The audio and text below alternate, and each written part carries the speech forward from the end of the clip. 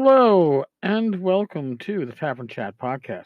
I'm your host, Eric Tenkar, your bartender in the OSR, your main proprietor at the Tenkar's Tavern blog. So yesterday, thanks to uh, a text message from Joe the lawyer, I talked about using music and by extension sound effects in your game sessions and got some pretty good feedback. This is apparently something that really interests others. I believe that even Tim Shorts over at the Gothridge Manor podcast talked about it. Joe talks about it in his new Joe the Lawyer's Not So Wondrous Imaginations. I believe that is the name of his podcast, but I can always double check. I was trying to get it to pop up in my Anchor app, and damn it, it wouldn't. It was being very resistant. He only put it up today. But Joe also linked it on his MeWe. And that's how it came to my attention. Yeah, it's Joe the Lawyer's dash, not dash. So, you know what? I'm sure if you do a search for this, by the time this podcast goes up, it should be able to be found. Right now, it's probably only on Anchor because Anchor takes a bit to get up and distribute it to places like iTunes, Google Play, and the various other podcatchers. They call them, right? Podcatchers. And anyway, the other apps that you can play your podcasts that you subscribe to on. It takes a while for it to reach all of them. I think it took a couple of days to get me up on some of them, and I think iTunes took a week and a half. So you might have to just initially listen on Anchor. I hope that won't be too much of a struggle for the majority of you. But we got some voicemails in regards to our recent show, and I think we should step up to them. The first is from across the pond, but it's not Colin. It is, however, someone with the last name of Green. Is that like, Smith across the pond? I don't know. Well, let's give it a listen. Hi, Arfid here. I've never called in before, but after listening to Tavern Spike, I've got you on my list of podcasts and really enjoyed that one. So you're going to be listening in the future. I wanted to just call in and answer about the music and sound effects that you were talking about in your last podcast. I used to use Sirenscape, which was a subscription-based sound system, really flexible, what sounds you could have, but it was quite time-consuming trying to get it working to how you wanted it. Lots of options, and it worked really great, but a bit too much time to put into that one. So I'm now using a free website, Tabletop Audio. Works really well. You can have music or sound effects, just play them during the game. But I think they work best on face-to-face games. That's what I found. Anyway, keep up the good work. Thanks. All right. Well, Tabletop Audio is the real shit. It's tabletopaudio.com. I have it open in another tab right now. The amount of options available to you are, if not endless, then damn close to it. It is here I can. Here's an elven glade in the background. Here's some dungeon sounds, mechanical. There's a little ambiance to play in your background. What about the Winter Festival? We're coming up on Christmas, right? Let's see what the Winter Festival sounds like. Look at that. Nice little ambient sounds. So, yeah, this is legit. This is the real shit. That is one hell of a thing to share out there for people. Again, the options of your library, your sounds, your ambience is near limitless, and there's also a Patreon over there. So if for some reason you find that what you're offered for free is limited, and it really is an amazing amount of stuff that they're offering for free, you can back to Patreon and have access to even further tracks. If you're going to run a Patreon for something like that, that is an awesome way to do it. It's very generous to the community. So yeah, I'm saying, woohoo! That's my kind of site.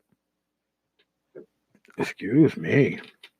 So let's move on to Larry. What does Larry have to say about all this?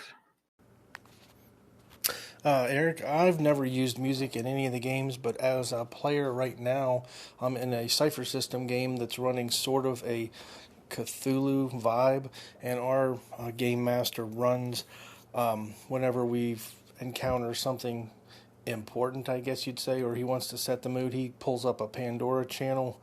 I don't recall the exact name of it, but he plays it quietly in the background and also uses sound effects from time to time. And it's worked well in that sort of a horror setting. So, as a player, it's helpful. I think it helps set the mood, but have not used it as a game master. But nice anchor cast, and really enjoyed when you and Spike Pit got together the other day. That produced some good stuff. Looking forward to more of it. Oh, thank you, Larry. And I'm glad that the cross promotion, intermingling, classic comic book style mashup of two podcasts has gotten such a great response. It was fun to do, really. So, as a player, you're saying that in the right scenario, in the right situation, this can be really useful. And I believe you are correct. And like I said, I feel that I have not fully explored my options and such, and I probably should. I probably need to go forward with that at some point. So, no, it's not going to happen at Gamehole for those that are listening. I'm not going to be hooking up sound. You wouldn't be able to hear it anyway at the convention. You'll be lucky enough to hear me probably at the stand and use a megaphone. It's. I think that we're going to be relatively in the general populace, which tends to be loudish. So you don't need me distracting it with music and sound effects. I'll make the sound effects for you. I won't give you any music though. You don't want me singing. All right. Now, Old Man Grognard, Glenn, also checks in. Hi, Eric, Old Man Grognard here. Loved your episode about do you use music and sound effects? Yes, I do. I think I'm going to be doing an episode on this, so I'll give you the short version. I use my tablet. I've got an app, an Android app on there called Custom Soundboard Creator by Hypixel, where I can just add sounds, and I load my tablet up with music and sound effects. I use sound effects. I bought soundtracks on Amazon. I've downloaded sound effects from YouTube and other places, and I've got a whole box full of sound effects I still have to go through. So that's pretty much the short version. I do it depending on the genre, and I do it selectively. So I'll get into more of that on my show. Until then, keep up the good work, and I love your show. You know you do, baby. I'll talk to you later. Bye-bye. Hey, Eric, Old Man Grognard back again. You know what? I was going to do an whole episode on music and sound effects, but guess what? I already did. Episode 8 of Radio Grognard. It's called Music Hath Charms, if anybody wants to hear how I set it up. But sorry about that. I'll let you go ahead with this. Talk to you later. Bye-bye. That sounds like a pretty good app for the Android. Of course, I've moved myself back to using iPads and my iPhone, but I'm sure I can find something similar. But again, I'd have to find something that would work over an interface like Discord, and I'm sure there is. Oh, I could just set up an extra mic, maybe. Who knows? But holy crap. You know what? We've basically done a whole episode just following up on using music. But again, it is something that the right music gets into your head. You know, I'll lie in bed and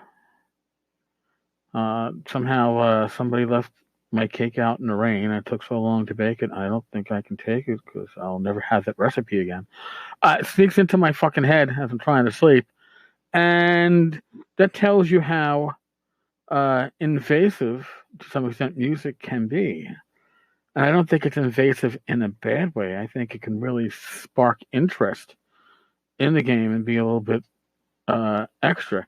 You got to be careful, though, because there are some background noises that there was one, used to run the back of a podcast. It was a really enjoyable podcast, but I could not listen to it while driving because I found that it gave me a very nauseating headache because of the background ambiance must have been hitting the wrong frequencies for me. It was just not a good effect.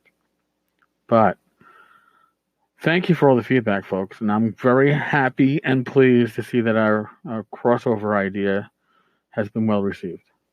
So again, thank you.